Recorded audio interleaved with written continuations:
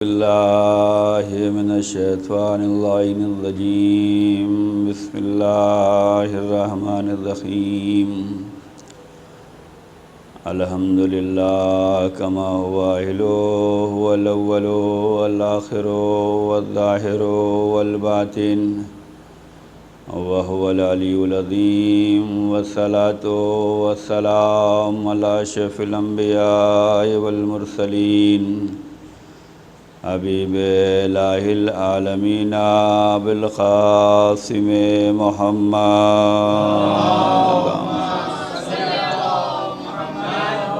وعلى اہل بیت الطیبین الطاہرین المعصومین المظلومین.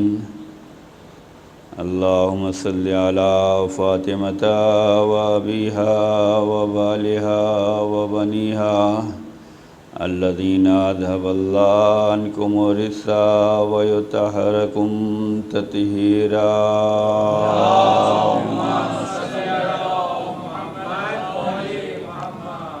ولعنة الله على أعدائهم أجمعين من اليوم إلى قيام يوم الدين. آمين يا رب العالمين. اما بعد فقد قال رسول اللہ صلی اللہ علیہ وآلہ وسلم: فاطمۃ بدعۃ منی. صلوات بر محمد علیہ.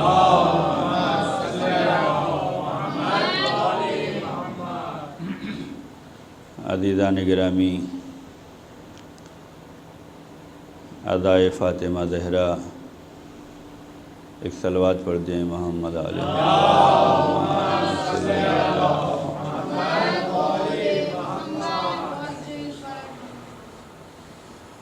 عزیزان گرامی، ادائے فاطمہ زہرا کا سلسلہ جاری و ساری ہے، اور ہم سب اس ادائے فاطمہ زہرا میں مشغول ہیں.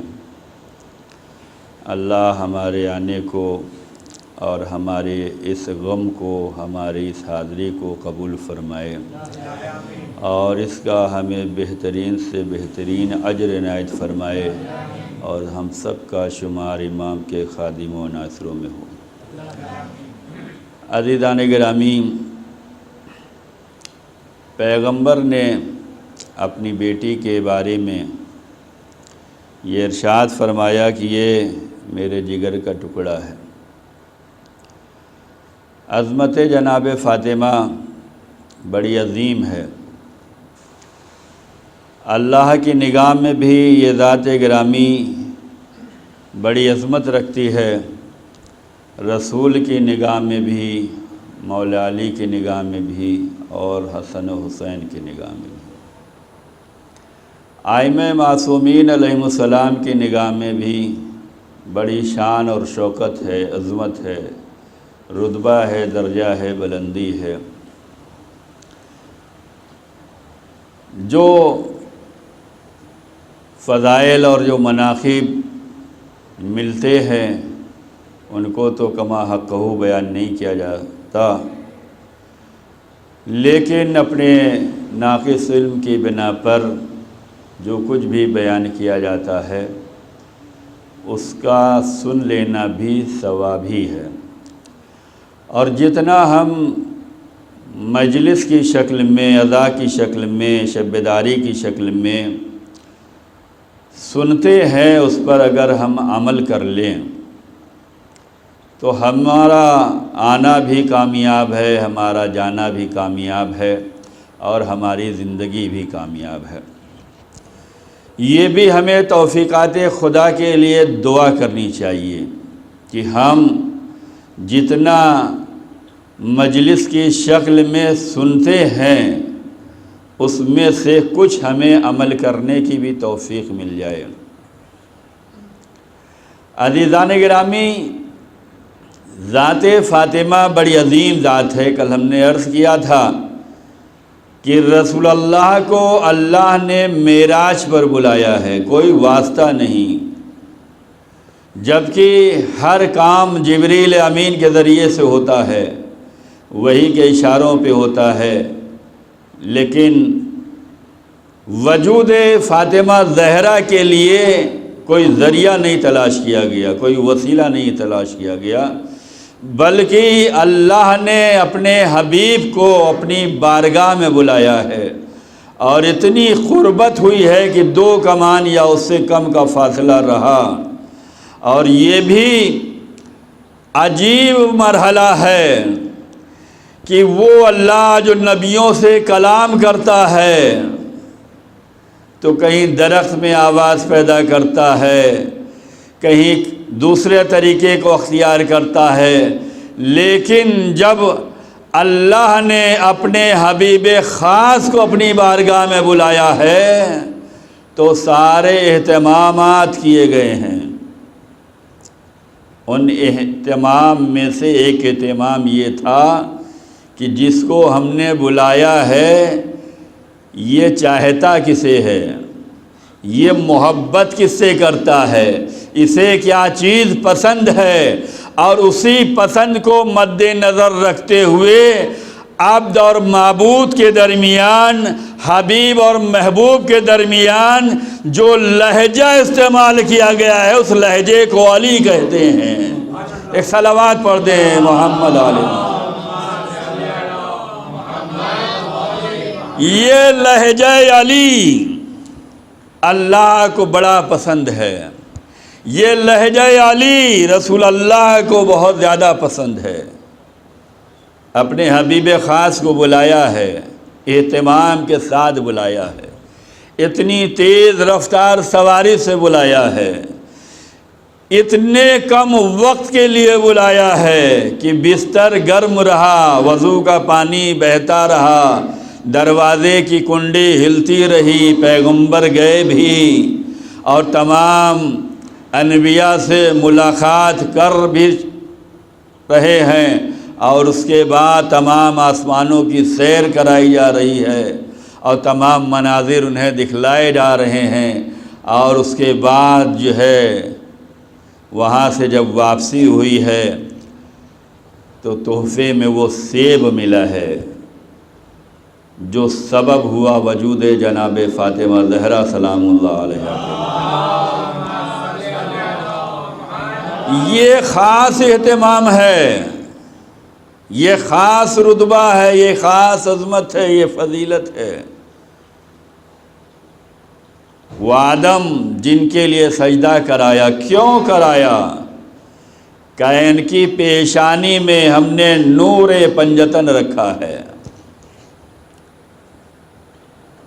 اس کے لیے کیوں کرایا؟ کہا انہیں معرفت پنجتن ہے اس لیے سجدہ کرایا جا رہا ہے۔ سجدہ کیوں کرایا گیا؟ کہا انہوں نے امتحان میں کامیابی کی ہے، انہوں نے شخصیتوں کے کو جو ہے ان کی عصمت سے مطابقت کی ہے، امتحان میں پاس ہوئے ہیں، لہذا سجدہ کرایا گیا۔ اکڑنے والا اکڑ رہا ہے، میں نہیں کروں گا، کہا نکل جاؤ ہمارے دربار سے، کہا جانا گوارا ہے لیکن سجدہ گوارا نہیں ہے۔ یہی وہ سجدہ ہے جب بندہ اپنے خالق کا سجدہ کرتا ہے، اور حالت سجدہ میں جب بندہ ہوتا ہے تو شیطان چیخ مار کر کہتا ہے کہ میں نے ایک سجدے کی نافرمانی کی تو جنت سے بھگا دیا گیا۔ یہ خدا کے ایسے بندے ہیں جو حالت سجدہ میں ہیں۔ یہی وجہ ہے کہ جب حالت سجدہ میں ہم ہوتے ہیں تو اپنے خالق و مالک و رازق سے ہم زیادہ قریب ہوتے ہیں۔ حدیثوں میں آیا ہے کہ اگر ان بندگان خدا کو یہ پتہ چل جائے کہ حالت سجدہ میں ان کے اوپر کتنی رحمتیں برس رہی ہیں تو یہ کبھی سجدے سے سر ہی نہیں اٹھائیں گے۔ اگر ہمیں یہ احساس ہو جائے کہ جس وقت ہم حالت سجدہ میں ہیں اس وقت اللہ کی رحمتیں کتنی برس رہی ہیں، وہ کتنا ہم پر مہربان ہے، تو کبھی بھی ہم سجدے سے سر نہ اٹھائیں۔ لیکن ہمیں احساس نہیں ہے، ہمیں علم نہیں ہے، ہمیں اندازہ نہیں ہے۔ عزیزان گرامی، یہ عظمت زہرا ہے کہ جس کو جہاں رکھا ہے وہ اپنی حد میں رہے۔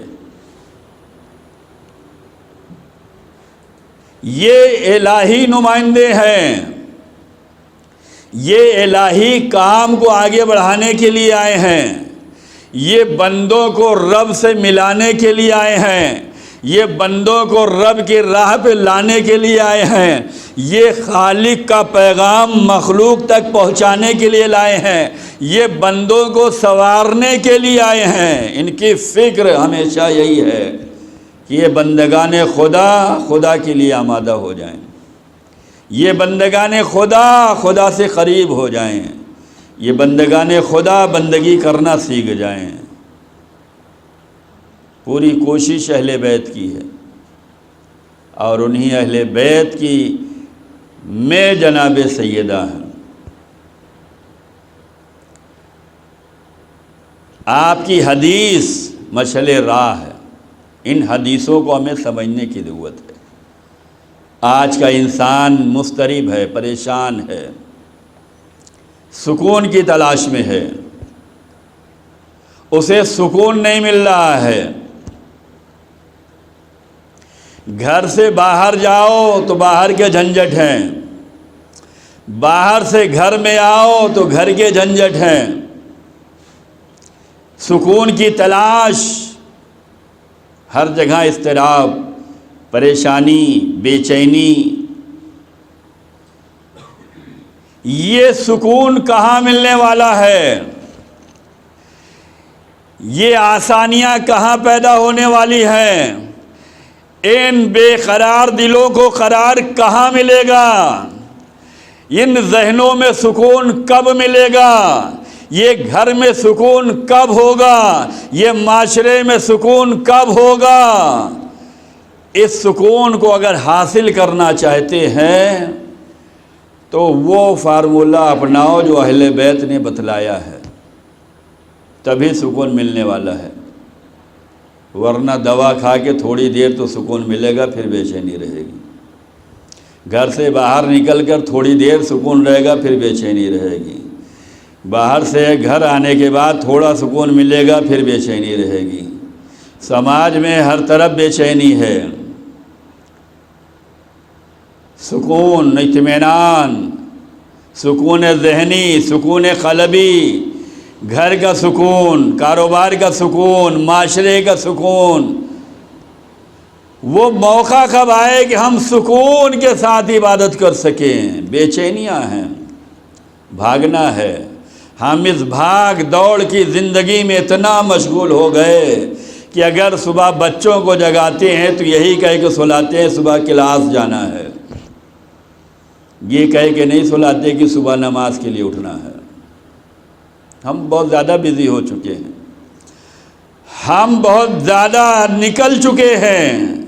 ہمیں پلٹنے کی ضرورت ہے، ہمیں واپس آنے کی ضرورت ہے، ہمیں اسلام کی تعلیمات کو اپنانے کی ضرورت ہے، ہمیں در اہل بیت پہ وابستہ رہنے کی ضرورت ہے۔ جب ہم بچوں کو سلائیں تو یہ کہہ کے سلائیں کہ اے میرے لال سو، صبح جلدی اٹھنا ہے تاکہ نماز میں شرکت ہو جائے۔ اور یہ یاد رکھیے، جس کی صبح یاد خدا میں ہوگی اسی کو سکون ملے گا، اور جو صبح ہی جو ہے یاد خدا سے غافل ہو جائے تو پھر یہ چاہے جتنا پڑھ لے اسے سکون نہیں ملنے والا ہے۔ یہ پریشانیوں کا دور ہے جسے ہم نے بنایا ہے۔ ہم فیشن کے دور میں آگے بڑھ رہے ہیں، ہم دیکھا کر رہے ہیں۔ آپ یہ کر رہے ہیں تو ہم کیوں پیچھے رہ جائیں؟ آپ کا بچہ اعلیٰ تعلیم حاصل کر رہا ہے تو ہمارا بچہ کیوں رہ جائے؟ آپ کا بچہ اعلیٰ سوسائٹی میں رہ رہا ہے تو ہمارا کیوں رہ جائے؟ آپ کا بچہ شان و شوکت سے رہ رہا ہے تو ہمارا بچہ کیوں پیچھے رہ جائے؟ ہم کمپٹیشن کے دور میں ہیں، اور جتنا کمپٹیشن کر رہے ہیں اتنی ہی مشکلات میں پھنستے چلے جا رہے ہیں۔ لیکن تعلیمات رسول اور آل رسول میں ہے سکون کہاں ملنے والا ہے؟ آج معاشرے میں سکون کیوں نہیں ہے؟ آج گھر میں سکون کیوں نہیں ہے؟ یہ بزی لائف کی وجہ سے نہیں ہے، یہ حقوق کی پامالی کی وجہ سے ہے۔ ہر ایک کو اس کا حق نہیں دیا جا رہا ہے، جو جس کا حق ہے اس کے حق کا خیال نہیں کیا جا رہا ہے۔ نہ عبادت خدا کا حق ادا ہو رہا ہے، نہ زوجہ کا حق ادا ہو رہا ہے، نہ اولاد کا حق ادا ہو رہا ہے، نہ والدین کا حق ادا ہو رہا ہے، نہ خاندان کا حق ادا ہو رہا ہے، نہ سماج کا حق ادا ہو رہا ہے، نہ پڑوسی کا حق ادا ہو رہا ہے، نہ عالم کا حق ادا ہو رہا ہے، نہ مومن کا حق ادا ہو رہا ہے۔ سب اپنی دنیا میں لگے ہوئے ہیں، کسی کو کسی کے حق کا خیال ہی نہیں ہے۔ آؤ در سیدہ پہ چلتے ہیں۔ اے بی بی ہمیں بتائیے کہ سکون کہاں ملنے والا ہے؟ شہزادی فرماتی ہیں والعدل تسکینا، عدل و انصاف اگر قائم ہو جائے تو یہ تسکینا للقلوب کی منزل میں آ جائے گا۔ اگر تم نے اپنی زندگی میں عدل اور انصاف سے کام لینا شروع کر دیا تو اللہ تمہارے دل میں سکون پیدا کر دے گا۔ یہ دل میں سکون کیوں نہیں ہے؟ یہ بے چینی کیوں؟ یہ اضطراب کیوں؟ یہ پریشانی کیوں؟ کہا عدل و انصاف نہیں ہے۔ یہ عدل و انصاف اگر قائم ہو جائے تو بی بی فرماتی ہیں کہ عدل کا قائم کر لینا، عدل کو نافذ کر دینا، یہ تمہارے دلوں کے سکون کا سبب ہوگا۔ اگر ہم گھر میں سکون چاہتے ہیں تو عدل سے کام لیں، ہم اگر معاشرے میں سکون چاہتے ہیں تو عدل سے کام لیں، ہم اپنے سماج میں سکون چاہتے ہیں عدل سے کام لیں۔ یہی وجہ ہے کہ ایک شرط نماز جماعت جو آپ پڑھتے ہیں، امام جماعت کے لیے جہاں بہت سی شرطیں ہیں اس میں ایک شرط عادل ہونا ہے، عادل ہونا۔ چہ جائے کہ وہاں جو عدالت ہے اس کے لیے جو کہا گیا یہ عدالت سے کیا مطلب ہے؟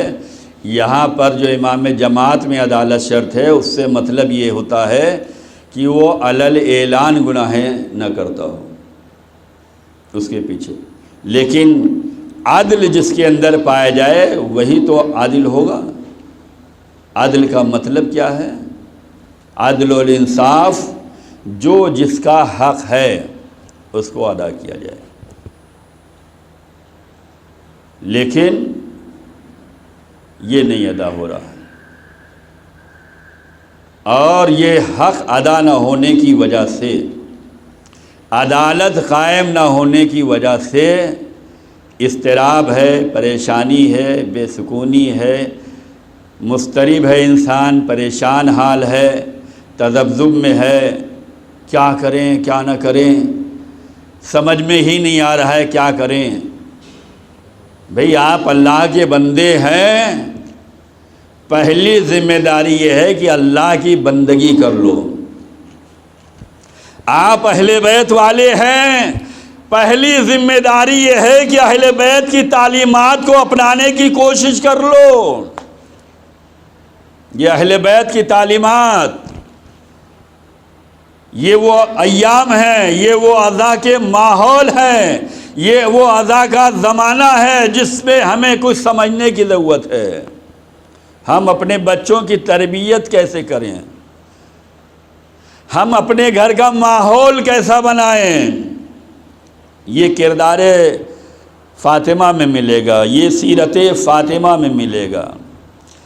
اے کاش جتنی محبت کا دم بھرتے ہیں اس کا کچھ % نکال کر اگر خمس کے طور پر ہی ان کی سیرت کو اپنا لیں تو زندگی کامیاب ہے۔ ان کے کردار پر ہم چلنے کی اگر کوشش کر لیں تھوڑی سی ہی تو زندگی کامیاب ہوگی۔ شہزادی نے اپنے بچوں کو، جب کہ یہ بچے کسی تعلیم کے محتاج نہیں ہیں، یہ الہی نمائندے ہیں، یہ وہاں سے پڑھا کر بھیجے گئے ہیں۔ امام پیدائشی امام ہوتا ہے، اہل بیت کے گھرانے میں یہ بچے حسن حسین، انہیں پڑھانے کی ضرورت نہیں ہے، یہ پڑھا لکھا کے وہاں سے بھیجے گئے ہیں۔ لیکن شہزادی تربیت دے کر سماج کو پیغام دینا چاہتی ہیں کہ اپنی اولاد کی تربیت کیسے کرنی چاہیے۔ بچوں کو مسجد بھیج رہی ہیں، میرے بچوں مسجد جاؤ، اور اس کے بعد جب مسجد سے آ رہے ہیں تو بچوں سے سوال کرتی ہیں کیا ہوا مسجد میں۔ آج بمبئی میں بہت سی ایسی مسجدیں ہیں کہ جہاں پر ہمارے بچے جاتے تو ہیں لیکن نماز نہیں پڑھتے۔ والدین سمجھ رہے ہیں کہ ہمارا بچہ جو ہے مسجد گیا ہے نماز پڑھ کر آئے گا، لیکن وہ گیا اور آیا، اور ہم اپنی جگہ مست ہیں۔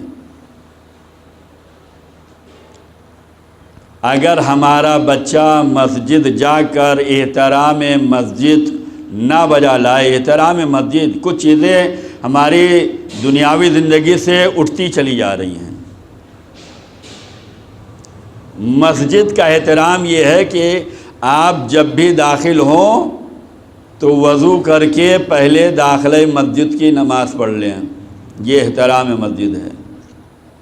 آپ آئے ہیں یوں ہی نہ چلے جائیے کہ ابھی تو ٹائم نہیں ہوا، نہ ظہر کا وقت ہے، نہ مغرب کا ہے، نہ فجر کا ہے، بس آئے تھے کام سے، دروازہ کھولا، سامان لیا اور نکل گئے۔ نہیں، مسجد میں آ رہے ہیں تو احترام مسجد میں داخلہ مسجد کے نام سے 2 رکعت نماز پڑھ لیں، اس کے بعد جائیں، یہ احترام مسجد ہے۔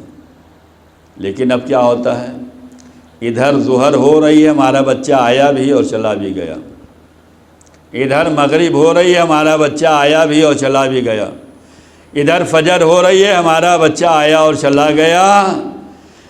وقت نماز، وقت جماعت ہمارا بچہ آ کر اگر جا رہا ہے تو یہی بچہ آگے چل کر سب سے بڑا بے نمازی ہوگا۔ اس لیے کہ احترام مسجد اگر اس کی نگاہ میں نہیں ہے، احترام نماز اگر نہیں ہے، عظمت نماز نہیں ہے، تو یہ دھیرے دھیرے دھیرے دھیرے اتنا دور ہوگا کہ پھر آپ پچھتائیں گے کہ بھائی مسجد تو جاتا تھا، یہ کیا ہوا۔ ہمارے بچے جا تو رہے ہیں مسجدوں میں، امام بارگاہوں میں، لیکن جب وقت نماز ہوتا ہے تو باہر۔ بڑی ضرورت ہے کہ ہمیں ان چیزوں پہ ہمیں غور کرنے کی ضرورت ہے کہ ہمارا بچہ کہاں جا رہا ہے، کیا کر رہا ہے۔ کہ جائے کہ اس میں مشکلات ہیں، زیادہ نگہبانی اپنے بچے پہ کریں گے تو گھر میں لفڑے شروع ہو جائیں گے۔ آپ کی نگاہ اچھی نہیں ہے، آپ سوچتے اچھا نہیں ہے۔ بچوں کے ساتھ ایسے نہیں رہنا چاہیے۔ میں بھی مسجد سے منسلک ہوں، میں بھی دیکھتا ہوں، افسوس ہوتا ہے۔ کیوں یہ افسوس ہمارے دلوں میں ہوتا ہے؟ کیا ہم بھی ایسے ہی ہو جائیں جیسے زمانہ ہو رہا ہے کہ نہ اچھائیوں کی دعوت دی جائے، نہ امر بالمعروف کیا جائے، نہ نیکیوں میں انہیں حوصلہ دیا جائے، نہ نیکیوں کے لیے آمادہ کیا جائے، ہم بھی بس واہ واہی میں لگے رہیں، بھائی بڑا اچھا لڑکا ہے آپ کا، چہ جائے کہ مسجد سے جا کر واپس آ جائے، چہ جائے کہ مجلس میں گیا، ابھی تو جو ہے فضائل چل رہے ہیں، مصائب میں جاؤں گا، ابھی تو مصائب چل رہے ہیں، نوحے میں جاؤں گا، ابھی تو نوحہ چل رہا ہے، ہماری انجمن کب آئے گی، ابھی تو ماتم ہو رہا ہے، زیارت میں پہنچوں گا، ابھی تو زیارت ہو رہی ہے، نیاز میں پہنچوں گا۔ انہیں سمجھانے کی ضرورت نہیں ہے، انہیں بتانے کی ضرورت نہیں ہے، انہیں راہ راست پہ لانے کی ضرورت نہیں ہے۔ یہ اگر دھیرے دھیرے یہ کام کرتے رہیں گے تو آگے نڈر ہو جائیں گے، جری ہو جائیں گے۔ پھر انہیں سمجھاتے رہیے گا۔ بچے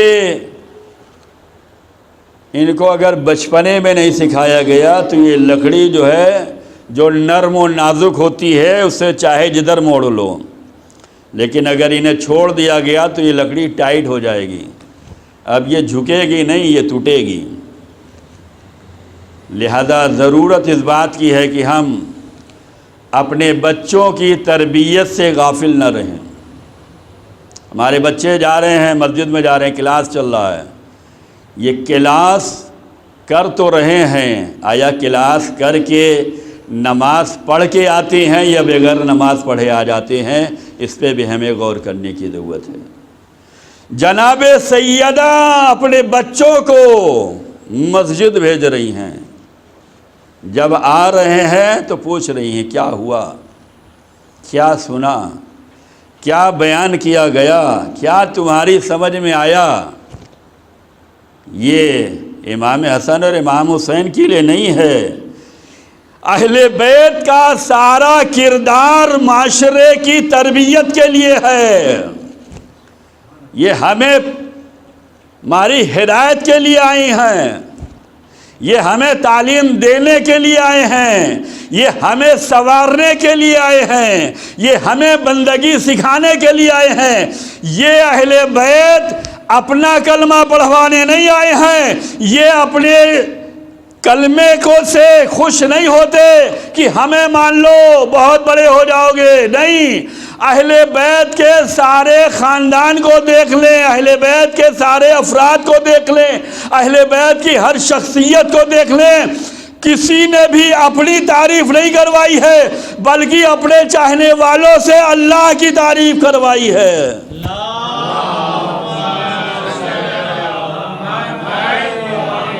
ہمارے اگر ہو تو خدائی بن کر رہنا، خدائی بندے بن کر رہنا، خدائی احکام پہ عمل کر کے رہنا،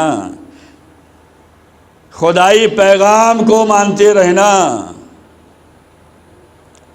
یہ دنیا داری ہے کہ ہمیں مانو، ہمارے ساتھ رہو، ہمارے فالور بن کے رہو، ہمارے محب بن کے رہو، ہمارے ساتھ رہو، لیکن اہل بیت کا کردار یہ نہیں ہے۔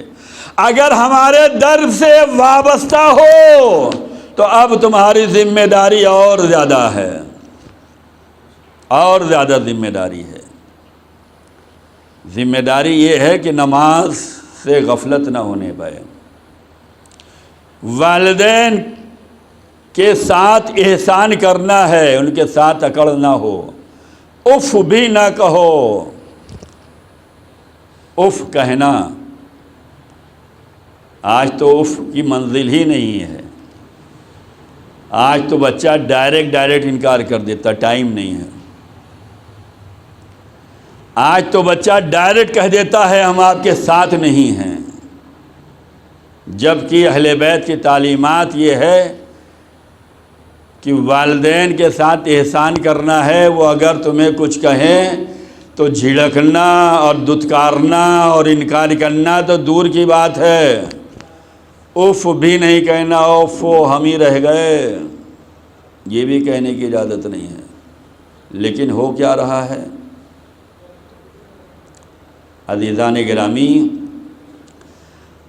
ہمیں جتنا فخر ہے، جتنا شرف ملا ہے، اس شرف کو برقرار رکھیں۔ جیسے دنیاوی زندگی میں ہم اپنا اسٹیٹس برقرار رکھتے ہیں، کہاں کس سے ملنا ہے، کیسے ملنا ہے، کس لباس سے ملنا ہے، کس سجاوٹ کے ساتھ ملنا ہے، کس اسٹینڈرڈ کے ساتھ ملنا ہے، یہی اسٹینڈرڈ آپ اہل بیت کے ساتھ بھی اپنا بنا کر رکھیں۔ وہ آپ کو بلند ترین منزل پہ دیکھنا چاہتے ہیں، وہ آپ کو جو ہے تمام لوگوں سے جدا دیکھنا چاہتے ہیں، وہ آپ کو جو ہے پاک و پاکیزہ دیکھنا چاہتے ہیں، وہ آپ کو طیب و طاہر دیکھنا چاہتے ہیں، وہ آپ کو بندہ خدا دیکھنا چاہتے ہیں، وہ آپ کو اپنے گھر میں پاک و پاکیزہ خیال والا دیکھنا چاہتے ہیں، وہ آپ کو با اخلاق دیکھنا چاہتے ہیں، وہ آپ کو عبادت گزار دیکھنا چاہتے ہیں۔ اس اسٹینڈرڈ کو برقرار رکھیے۔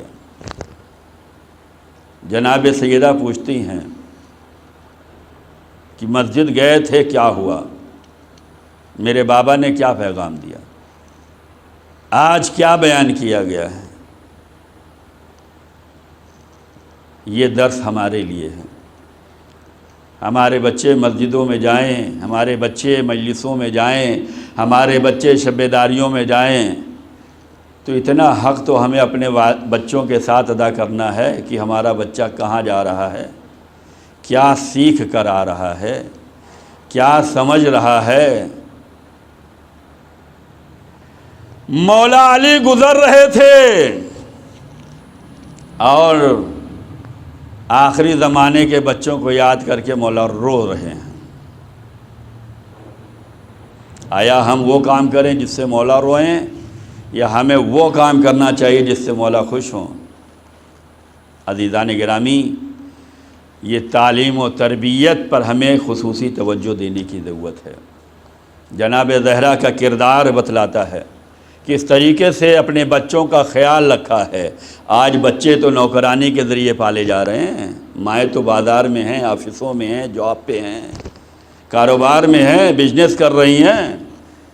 جب پالنے کی ضرورت ہے تب تو ہم مارکیٹ میں ہیں۔ یہ بچے کیا گل کھلائیں گے، یہ بچے کیا احترام والدین کریں گے، یہ بچے کیا فرما بردار بن کر آئیں گے، یہ بچے کیا پڑھ رہے ہیں۔ ابھی تو سب دیکھی دیکھا، آپ کا بچہ اس اسکول میں ہے تو ہمارا بچہ بھی اسی اسکول میں جائے گا، آپ کا بچہ اس کلاسز میں ہے تو ہمارا بچہ بھی اسی کلاسز میں جائے گا۔ عزیزان گرامی، اپنے بچوں پر ہمیں نگہبانی کرنی ہے، دیکھ بھال کرنا ہے، پرورش کے انتظام کرنے ہیں۔ یہ وہ چیزیں ہیں جو ثواب جاریہ بھی بن جاتی ہیں، اور یہی وہ چیز ہے جو عذاب جاریہ بھی بن جاتی ہیں۔ اگر ہم نے اپنے بچے کی صحیح تربیت کی ہے تو یہ ثواب جاریہ ہے، کرے گا یہ ثواب ہمارے نامہ اعمال میں آئے گا۔ نمازی اگر بنایا، پڑھے گا یہ ثواب ہمارے نامہ اعمال میں آئے گا۔ قرآن کی اسے تعلیم دی، قرآن کی تلاوت یہ کرے گا، ثواب ہمیں ملے گا۔ اگر ہم نے اسے کا اخلاق اچھا کر دیا، اخلاق کا مظاہرہ یہ کرے گا، ثواب ہمیں ملنے والا ہے۔ اگر ہم نے والدین کا احترام کیسے کیا جاتا ہے یہ سکھا دیا، ثواب کرے گا یہ ثواب ہمیں ملنے والا ہے۔ رشتہ داروں کے ساتھ کیا حسن سلوک کرنا ہے، مظاہرہ یہ کرے گا، ثواب ہمیں ملنے والا ہے۔ یہ نیکیاں کرتا جائے گا، ثواب ہمیں ملتا جائے گا۔ اگر اچھی تربیت کر کے جا رہے ہیں تو یہ ثواب جاریہ بنے گا۔ اور اگر ہم نے خدا نخواستہ نماز کی اہمیت گھٹا دی، بیٹا اسکول جانا ہے، ٹائم ہی نہیں ملا نماز کا، یہ نماز سے آپ بچے کو دور کر رہے ہیں۔ اب یہ اگر نماز سے غافل ہے تو یہ عذاب جاریہ ہمارے نامہ اعمال میں آئے گا۔ اگر ہم نے اس سے کے سامنے قرآن کی کوئی اہمیت ہی نہیں دی، بیٹا یہ ہوم ورک کر لو، قرآن بعد میں پڑھ لینا، اب یہ قرآن سے دور رہے گا تو یہ عذاب جاریہ ہمارے نامہ اعمال میں آئے گا۔ یہ اگر خاندان والوں کے ساتھ اخلاق کا مظاہرہ نہیں کرے گا، کرے گا یہ عذاب ہمارے نامہ اعمال میں آئے گا۔ کیوں؟ یہ والدین کی ذمہ داری تھی، تربیت۔ اگر اچھی تربیت ہو گئی تو یہ ثواب جاریہ ہے، اور اگر تربیت بیکار ہو گئی تو یہ عذاب جاریہ ہے۔ شہزادی اپنے بچوں سے سوال کر کے اپنے چاہنے والے کو، سماج کو، معاشرے کو، انسانیت کو پیغام دے رہی ہیں کہ کبھی بھی اپنے بچوں سے غافل نہ رہنا، ان سے غافل نہ رہنا۔ جبکہ جناب سیدہ بڑی عظیم ہیں، بڑے عہدے پہ ہیں، بڑی منزلت پہ ہیں، لوگ ان سے مسئلے بیان کرنے آتے، مسئلے پوچھنے آتے ہیں، مسائل کے حل کے لیے آتے ہیں۔ یہ الہی نمائندے ہیں، یہ بندگان خدا کو خدا سے قریب کرنے کے لیے آئے ہیں۔ بعض لوگ مسئلے معلوم کرنے میں شرماتے ہیں، ایک مرتبہ گئے سمجھ میں نہیں آیا، دوبارہ جائیں گے نہیں سمجھ پائے دوبارہ سوچیں گے بھائی اب ہم نہیں جائیں گے، آپ جائیے پوچھ کے آئیے، اس لیے کہ ہم نے بار بار ایک ہی سوال کیا، شرمندگی محسوس ہو رہی۔ لیکن جناب سیدہ کہ ہاں یہ نہیں ملتا۔ ایک عورت آئی، بار بار ایک ہی سوال، ایک ہی مسئلہ، اتنی بار آئی کہ اسے خود شرمندگی محسوس ہونے لگی، اور آنے کے بعد کہا شہزادی ہم شرمندہ ہیں کہ آپ کو بار بار زحمت دے رہے ہیں۔ تو شہزادی نے فرمایا نہیں، کوئی زحمت نہیں ہے، تم 1000 بار آؤ تو ہم 1000 بار تمہیں سمجھائیں گے،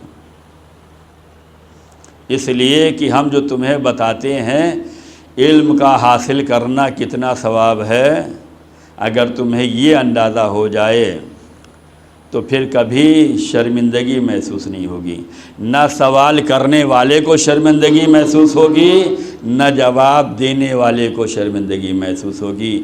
یہ کب شرمندگی نہیں ہوگی؟ جب اسے احساس ہو جائے کہ ہم سیکھنے آ رہے ہیں، سیکھنا بھی عبادت ہے، اور جواب دینے والے کو یہ احساس ہو جائے کہ سکھانا بھی عبادت ہے۔ ایک صلوات پڑھ دیں محمد علیہ وسلم۔ یہ احساس ہونا چاہیے۔ ہم اپنی زندگی کے ہر لمحے کو جو ہے عبادت میں شمار کر سکتے ہیں، نیت اچھی ہو، جذبہ ہو، فکر اچھی ہو، سوچ اچھی ہو، سیکھنے کا جذبہ ہو، معلوم کرنے کا جذبہ ہو، آگے بڑھنے کا جذبہ ہو، عبادت کا شوق ہو، خوشنودی خدا کے لیے ہو، اہل بیت کے محب ہیں تو اپنے کردار کو سنوارنے کے لیے ہو۔ ہم اہل بیت کے چاہنے والے ہیں تو ہمیں اپنے کو سنوارنا ہے، عبادتوں سے سنوارنا ہے، اخلاق سے سنوارنا ہے، کردار سے سنوارنا ہے، ایمان سے سنوارنا ہے، عقیدوں سے سنوارنا ہے، عمل سے سنوارنا ہے۔ اگر یہ ہمیں احساس ہو جائے کہ ہم محب اہل بیت ہیں اور ہمیں اپنے کو سنوارنا ہے، کس چیز سے سنوارا جاتا ہے؟ اچھائیوں سے، اچھی چیزوں سے انسان اپنے کو سنوارتا ہے نا، تو اچھائیوں کو زیادہ اپنائیں، نماز وقت پہ ہو، جھوٹ چھوڑ دیا جائے، سچ بولو۔ یہ جھوٹ جس کے ذریعے سے بڑے بڑے مقاصد کو پامال کر دیا جاتا ہے، یہ جھوٹ جس کے ذریعے سے حقداروں کو محروم کر دیا جاتا ہے، یہ جھوٹ جس کے ذریعے سے فدق کو چھین لیا جاتا ہے۔ جن ظالموں نے جو ظلم ڈھائے ہیں ان میں سے ایک ظلم یہ ہے کہ جھٹلایا گیا ہے، جھوٹ بولا گیا ہے، جعلی حدیثیں بیان کی گئی ہیں، جھوٹ کا سہارا لیا گیا ہے۔ اگر اہل بیت کے چاہنے والے ہیں تو اپنے کو سنوارو، صداقت سے سنوارو، ایمان سے سنوارو، عمل سے سنوارو، سچ بولو، سچوں کے ساتھ ہو جاؤ، حق بولو، حق پرست بن جاؤ، جھوٹ نہ بولو۔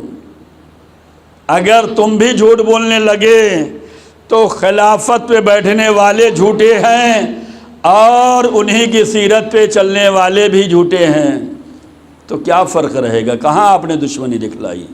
آپ نے تو محبت دکھلائی ہے۔ جو کام وہ کر رہے تھے وہی آپ کر رہے ہیں، تو یہ تو دشمنی نہیں ہوئی نا، یہ تو محبت کا اظہار کر رہے ہیں۔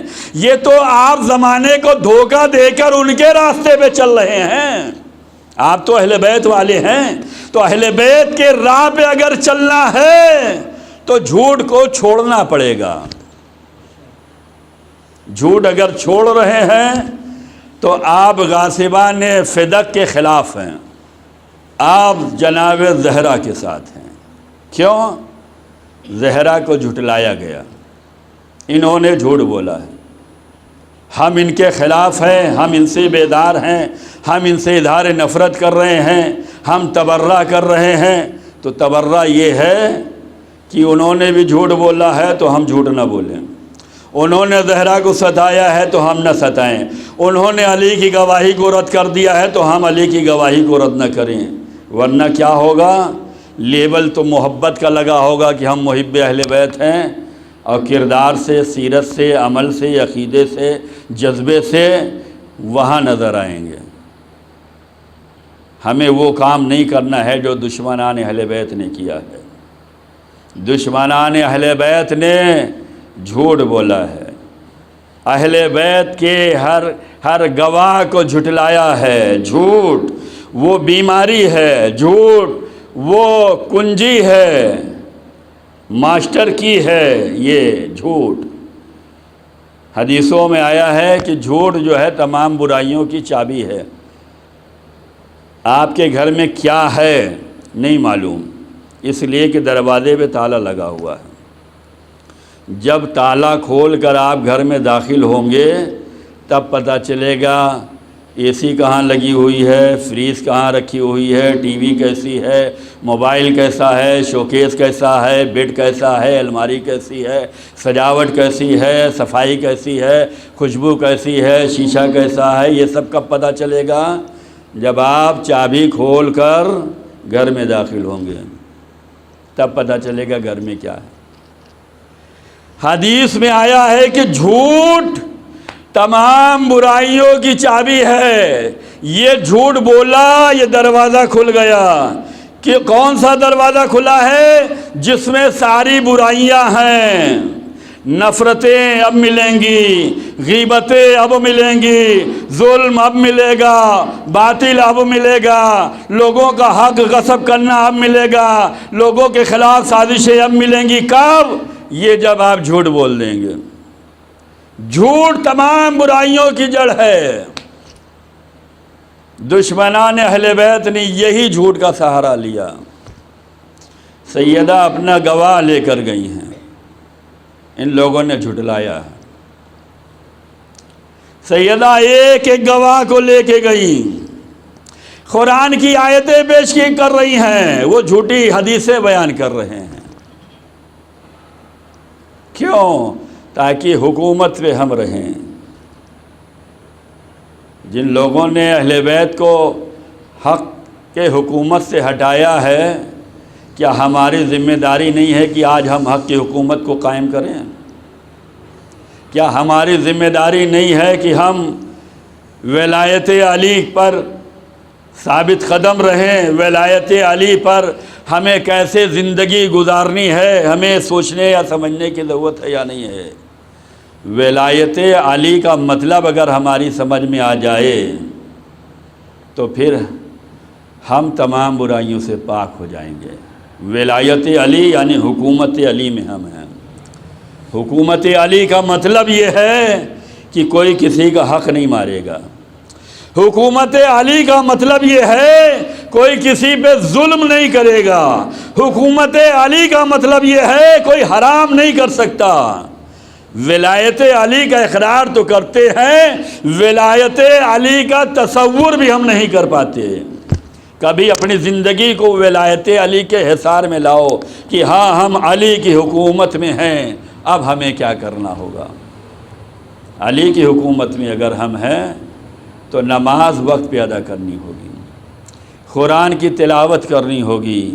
یہ قرآن کی تلاوت وہ عظیم شے ہے جس کے بارے میں جناب سیدہ نے وصیت فرمائی ہے۔ ہماری ذمہ داری ہے ان دنوں میں ہم قرآن لے کر بیٹھیں اور نیت کریں، پروردگار یہ ایام فاطمی ایام ہیں، یہ ایام زہرا کے ایام ہیں، یہ ایام مجالس کے ایام ہیں، یہ ایام غم کے ایام ہیں۔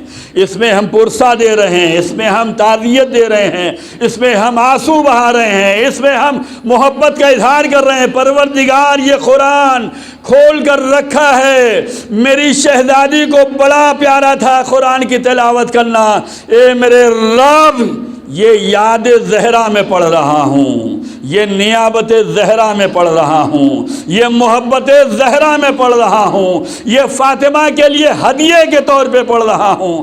اے کاش ہم ان ایام میں قرآن کو کھولیں اور اس نیابت میں پڑھیں کہ یہ نیابت جناب سیدہ میں پڑھ رہا ہوں، یہ خوشنودی جناب زہرا کے لیے پڑھ رہا ہوں، یہ ان کی ارواح کو فاتحہ کے لیے پڑھ رہا ہوں، ان کے چاہنے والوں کی خوشحالی کے لیے پڑھ رہا ہوں، زہرا کے چاہنے والوں کی کامیابی کے لیے پڑھ رہا ہوں۔ اس نیت سے کبھی قرآن پڑھ کر دیکھیں۔ قرآن ہم پڑھتے ہوں گے، لیکن اس زمانے میں ہم ان نیتوں کے ساتھ قرآن پڑھ لیں تو یہ قرآن ہمیں کہاں پہنچا دے گا؟ ہمیں سورہ یاد ہے، لیکن جو سورہ ہمیں یاد ہے اس کا پڑھنا اور ثواب رکھتا ہے، قرآن کریم کھول کر پڑھنا اور ثواب رکھتا ہے۔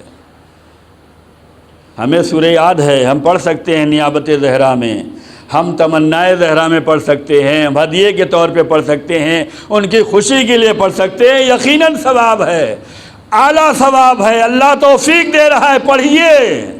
نماز پڑھنے آ رہے ہیں، نماز سے پہلے سورہ توحید پڑھ لیجئے، نماز سے پہلے سورہ کوثر پڑھ لیجئے۔ اے میرے اللہ، یہ تلاوت کا ثواب میں جناب زہرا کو ہدیہ کر رہا ہوں۔ پڑھنے سے پہلے نیت کر لیجئے، یہ تلاوت میں خوشنودی جناب زہرا کے لیے کرنے جا رہا ہوں، اور تلاوت کے بعد کہ یہ اے اللہ، اس تلاوت کا ثواب میں شہزادی کو ہدیہ کر رہا ہوں، یقیناً ثواب ہے۔ لیکن یہ جو زبانی پڑھا جاتا ہے اور جو قرآن دیکھ کے پڑھا جاتا ہے، اس میں زمین اور آسمان کا فرق ہے۔ حدیث میں آیا ہے جو قرآن دیکھ کے پڑھتا ہے، اللہ اس کی وجہ سے اس کے والدین کے گناہوں کو معاف کر دیتا ہے۔ ایک ساتھ ہمیں کتنا ملنے والا ہے؟ وہی سورہ توحید جو ہم زبانی پڑھ رہے ہیں، اگر قرآن کھول کر پڑھ رہے ہیں تو ثواب ملنے والا ہے۔ ثواب میں اضافہ یہ ہے کہ ہمارے والدین کے گناہ بھی معاف ہو رہے ہیں۔ آیا کوئی ایسا بچہ ہے جو اپنے والدین کے گناہ نہ معاف کرانا چاہتا ہو؟ یہ گناہوں کے بوجھ میں جو انسانیت ڈوبی ہوئی ہے، یہ گناہوں کے بوجھ تلے جو انسانیت دبی ہوئی ہے، ان گناہوں کو اگر کم کرنا ہے تو قرآن کریم دیکھ کر پڑھو، اور قرآن پڑھنے سے پہلے باوضو ہو جاؤ اور یہ نیت کر لو کہ ہم خوشنودی خدا کے لیے پڑھ رہے ہیں، خوشنودی ائمہ معصوم کے لیے پڑھ رہے ہیں، خوشنودی زہرا کے لیے پڑھ رہے ہیں، خوشنودی امام زمان کے لیے پڑھ رہے ہیں، اور اس کے بعد پڑھنے کے بعد یہ ہدیہ کرو، واقعاً ہماری زندگی میں سکون آئے گا، بے چینیوں کا خاتمہ ہوگا۔ یہ کب ہوگا؟ جب ہم عمل کریں گے، جب ہم اس کو اپنائیں گے۔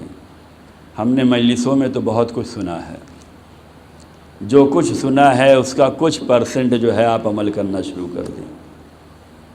عزاداران حسین بڑی مظلوم ذات ہے، زہرا کو آس ہے۔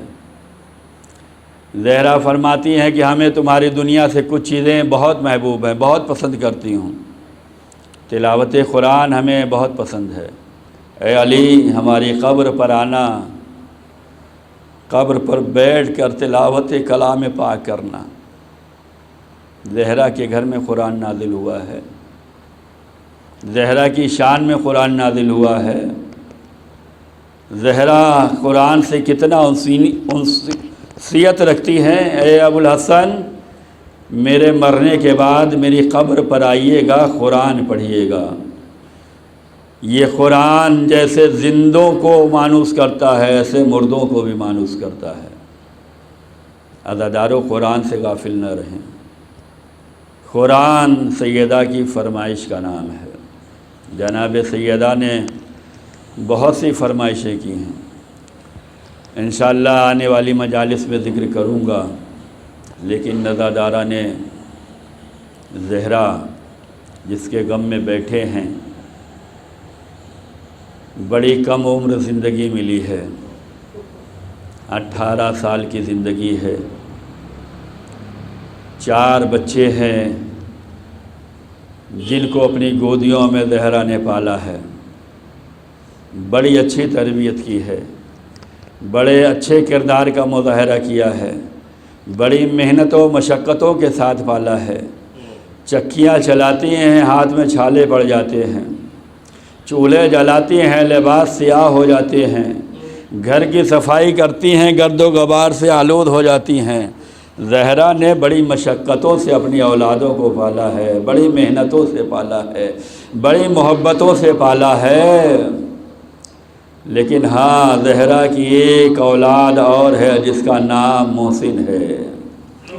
عزاداران حسین، عزاداران زہرا، یہ وہ بچہ ہے جو دنیا میں آنے سے پہلے ہی قتل کر دیا گیا، یہ وہ بچہ ہے جو دنیا میں آنے سے پہلے ہی شہید کر دیا گیا۔ ارے فاطمہ کی اولادیں تو دنیا میں آنے کے بعد شہید کی گئیں، حسن دنیا میں آنے کے بعد شہید کیے گئے، حسین دنیا میں آنے کے بعد کربلا کے میدان میں بے جرم و خطا 3 روز کا بھوکا پیاسا میں اصحاب و انصار کے شہید کر دیا گیا۔ زہرا کی بیٹیاں جو ہیں دنیا میں آنے کے بعد تکلیفوں کا سامنا کر رہی ہیں، لیکن ایک زہرا کی اور اولاد ہے جس کا نام محسن ہے، اسے دنیا میں آنے نہ دیا گیا۔ ظالموں نے وہ ظلم ڈھالا کہ سیدہ کے شکم میں ہی محسن کو شہید کر دیا۔ ارے 6 مہینے کے بچے کا قصور کیا ہے؟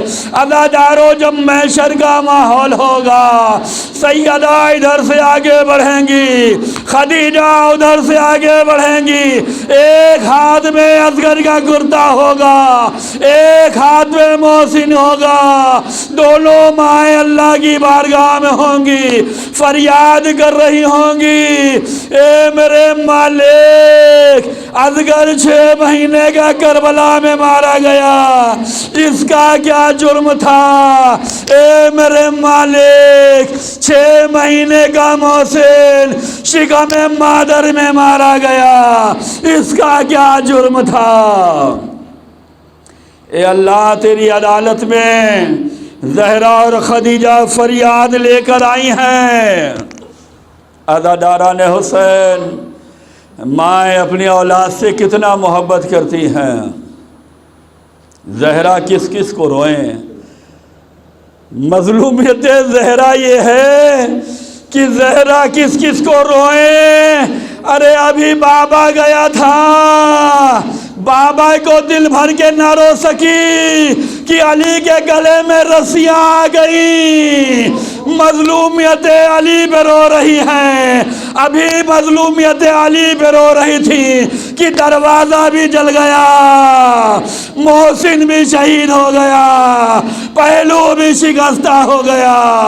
اے عزادارو، ذرا سا انصاف کرو کہ جب گھر جلتے ہیں تو گھر کو بجھانے کے لیے لوگ آ جاتے ہیں، لیکن اہل بیت پہ اتنے ظلم ہوئے کہ اگر مدینے میں گھر جلا تو کوئی بجھانے نہ آیا، اگر کربلا میں خیام جلے تو کوئی بجھانے نہ آیا۔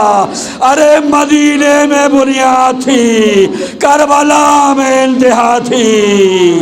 مدینے میں جو کچھ ظلم ہوا اس کی انتہا کو کربلا کہتے ہیں۔ مدینے میں بھی بیٹی کو رلایا گیا، کربلا میں بھی بیٹی روتی رہی۔ مدینے میں نبی کی بیٹی روئی، کربلا میں حسین کی بیٹی روئی۔ مدینے میں نبی کی بیٹی کو تازیانہ مارا گیا، کربلا میں حسین کی بیٹی کو تازیانے لگائے گئے۔ وہ بیٹی بھی بابا بابا کہتی رہی، یہ بیٹی بھی بابا بابا کہتی رہی۔ میرے بابا، آپ کے بعد وہ مصیبتیں آئی ہیں، زہرا نے ساری مصیبتوں کو یکجا کر کے جو اپنے بابا کی بارگاہ میں فریاد کیا تو ان جملوں کو ان میں قید کیا۔ اے بابا، آپ کے بعد اتنے ظلم ہوئے ہیں کہ اگر دن کے اجالے پہ پڑ جاتے تو رات کی طرح سیاہ ہو جاتے۔ یہی تو وجہ تھی کہ 18 سالہ فاطمہ عصا کے سہارے چل رہی ہے، کمر جھکی ہوئی ہے، بال سفید ہو چکے ہیں، جھریاں پڑ چکی ہیں پسلیاں سنبھالے ہوئے زہرا۔ الا لعنۃ اللہ علی القوم الکافرین وسیعلم الذین ظلموا ای منقلب ینقلبون۔